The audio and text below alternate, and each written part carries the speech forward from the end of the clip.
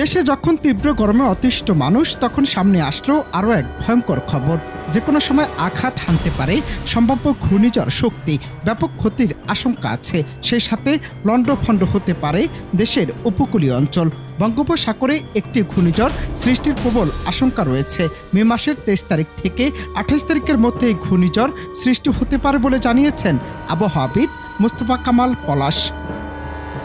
আজ রবিবার নিজের ভেরিফাইড ফেসবুক পেজে এ তথ্য জানান তিনি। তার দেওয়া তথ্য মতে সম্ভাব্য এই ঘূর্ণিঝড়ের নাম হবে শক্তি। ফেসবুক পোস্টে পলাশ জানান, মে মাসের 23 তারিখ থেকে 28 তারিখের মধ্যে বঙ্গোপসাগরে একটি ঘূর্ণিঝড় সৃষ্টির প্রবল আশঙ্কা করা যাচ্ছে। পোস্টের সঙ্গে তিনি একটি ফটোকার্ড শেয়ার করেছেন। এতে বলা হয়েছে, বঙ্গোপসাগরে একটি ঘূর্ণিঝড় সৃষ্টির প্রবল আশঙ্কা করা যাচ্ছে মে মাসের 23 তারিখ থেকে 28 তারিখের মধ্যে।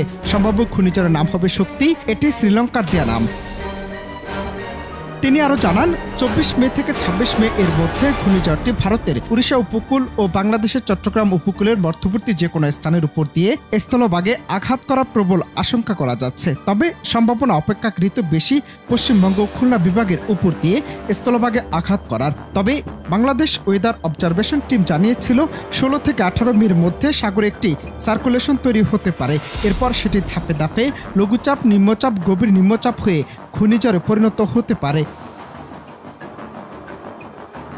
তবে ঘূর্ণিঝড়টি যদি বাংলাদেশের দিকে এগিয়ে আসে, তাহলে উপকূলীয় এলাকায় ঝড়ো হাওয়া, ভারী বৃষ্টি ও জলোচ্ছ্বাসের আশঙ্কা রয়েছে। যেহেতু উপকূলীয় অঞ্চল সবসময় বিপদসীমার মধ্যে থাকে, সেহেতু ক্ষতির আশঙ্কা রয়েছে ব্যাপক।